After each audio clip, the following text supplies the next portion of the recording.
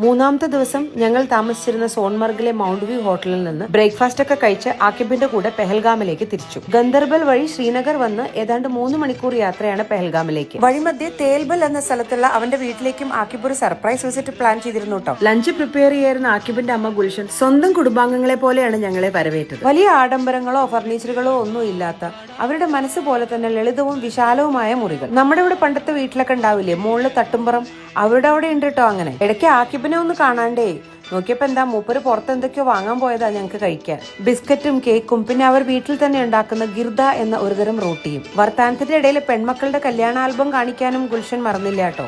ഉച്ചഭക്ഷണം കഴിച്ചിട്ട് പോയാൽ മതിയെന്ന് ഗുൽഷൻ നിർബന്ധം പിടിച്ചെങ്കിലും ആക്കിബിന്റെ കല്യാണത്തിന് എന്തായാലും വരാമെന്ന് വാക്ക് കൊടുത്തിട്ടാണ് ഞങ്ങൾ അവിടുന്ന് ഇറങ്ങിയത്. അവിടുന്ന് ഞങ്ങൾ പോയത് പുൽവാമ ജില്ലയിലുള്ള സാഫ്രൺ കൾട്ടിവേഷൻ നടക്കുന്ന ലത്തിപ്പോറ എന്ന സ്ഥലത്തേക്ക്. ഒന്നും വാങ്ങില്ല, വെറുതെ നോക്കി പോരാന്ന് പറഞ്ഞ് കേറിയ ആളാട്ടോ ഞാന്. അവിടുത്തെ ആ ചെക്കന്റെ വാചകസരത്തിൽ വീണിട്ടേ സാഫ്രൺ ഓയില് ക്രീം എന്നൊക്കെ പറഞ്ഞിട്ട് കുറച്ചു നേരം കൂടി നിന്നിരുന്നെങ്കിൽ ഞാനൊരു സാഫ്രൺ തോട്ടം തന്നെ വാങ്ങിയാണ്. പിന്നെ ഞങ്ങളെ പോയത് ഒരു ക്രിക്കറ്റ് ബാറ്റ് ഉണ്ടാക്കുന്ന ഫാക്ടറിയിലേക്കാട്ടോ. ക്രിക്കറ്റ് പ്രാന്തന്മാരായ അച്ഛനും മോളും കൂടി അവിടെ balance, willow quality, batting technique, grip, stroke അങ്ങനെ ICC കമന്ററി ലെവൽ ഡിസ്കഷൻ നടത്തും. ഇതിലൊക്കെ ലീസ്റ്റ് ഇൻട്രസ്റ്റഡ് ആയ ഞാന് തിരിച്ചു പോകുമ്പോൾ നമ്മുടെ മറ്റേ സാഫ്രൺ കടയിൽ ഒന്നുകൂടി കയറാൻ മൂപ്പരെ കുപ്പിയിലാക്കാൻ എന്താ ചെയ്യാന്ന് പദ്ധതി ഇട്ടുകൊണ്ടിരിക്കുകയായിരുന്നു. പിന്നെ അവിടുന്ന് ഞങ്ങൾ പോയത് ആപ്പിൾ വാലിയിലേക്കാട്ടോ.